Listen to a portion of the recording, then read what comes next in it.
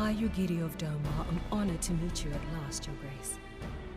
To mark this auspicious occasion, I should like to present to you the finest treasures our humble nation has to offer. Alas, the circumstances which have brought me here today have divested me of both time and dignity. I come before you as a pauper in direst need of aid, to request that you grant my people asylum. I, Nanamo, 17th in the line of Ul, welcome you to our city. Be at ease, Lady Yugiri. Although I myself have heard the tale of your misfortune, I would ask that you recount it once more for the benefit of the others here present. As you wish, Your Grace. For many years, my nation, Domar, suffered under the yoke of imperial rule, and my people yearned to be free. Thus, when a war of succession broke out in Garlemald, we sought to take advantage of the chaos and reclaim our liberty. Alas, our enemy proved less preoccupied than we had hoped, and our rebellion was put down in the most brutal fashion. Those who survived, how many do they number? More than 200 souls huddle within the cramped confines of our own galleon's hold. Yet this figure accounts for but one of a number of ships which escaped the purge. It is my hope that you will allow us all to dwell within your walls. Should that prove unfeasible, however, I humbly ask that you accept as many of my people as your resources allow.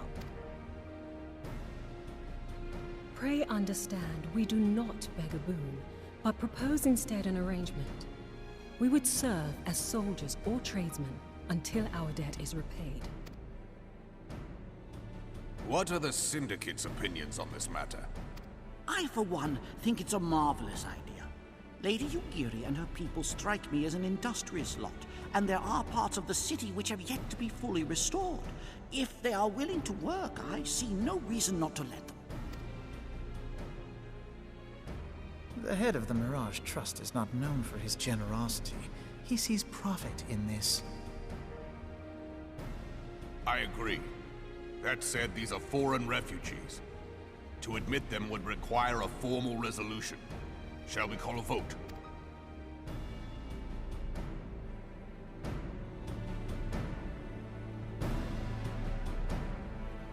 The law is the law.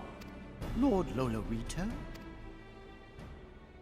Tell me, are you blind or willfully ignorant?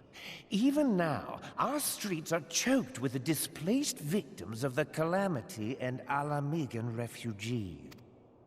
They live hand to mouth, subsisting on aid provided by the immortal flames, the cost of which grows ever higher.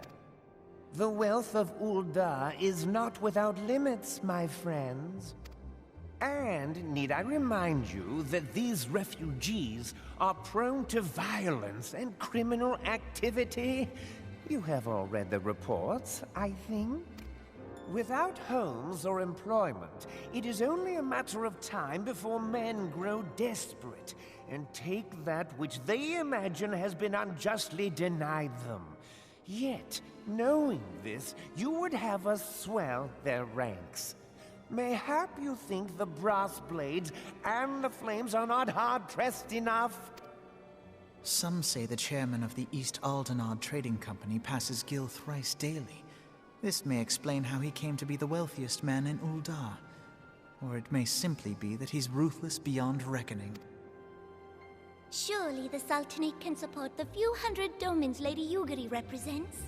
That our resources have been taxed, I do not deny. But we are hardly in danger of financial collapse. I move that an exception be made. An exception, Your Grace? I am suddenly reminded of a similar debate some years ago regarding a number of Alamigan refugees, if memory serves. What were your words that day? Yes. The law is the law. And so our visitors remained in Little Alamigo. Mayhap our wise and benevolent Sultana would be so good as to enlighten us as to which other of our laws should not be upheld. Mind your tongue, Lolorito. My lord, I share your concern for the welfare of our great nation, but we must endeavor to take a longer view. You know as well as I that people can be a resource still more precious than gil. Precious or not, they were never yet so reliable. And unlike those who frequent your establishment, I have no desire to gamble with my future. Uldar's greatest asset is, and has ever been, her material wealth. We risk this at our peril. One need only look to Teleji Adeleji's example for evidence of the danger in allowing sentiment to dictate policy. How far the vaunted Mirage have fallen, both in repute and profitability, since he began employing refugees. How I choose to conduct my affairs is not your concern, my lord.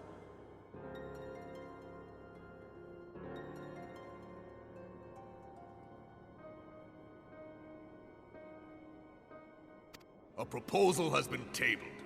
Given its urgency, I move we forego further debate and call a vote.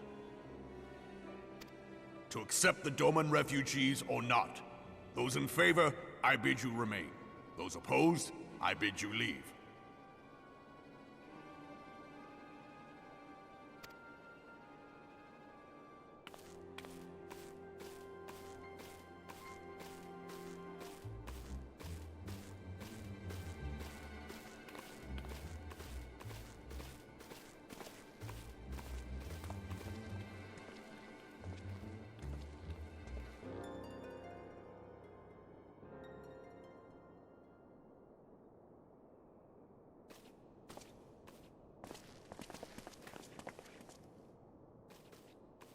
Would that it were within my power to welcome you and your people, Lady Yugiri.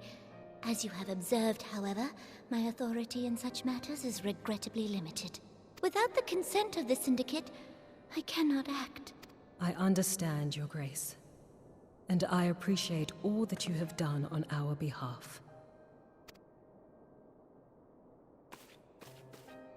The nerve of the man!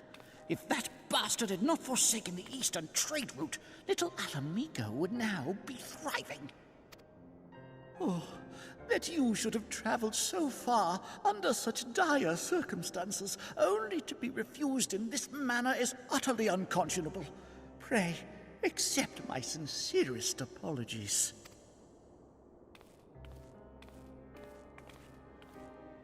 Now that the Empire no longer poses an immediate threat, they see little reason to maintain the pretense of unity. The Monitorists have grown especially defiant of late. Lord Lolorito most of all. But this is neither the time nor place for that discussion.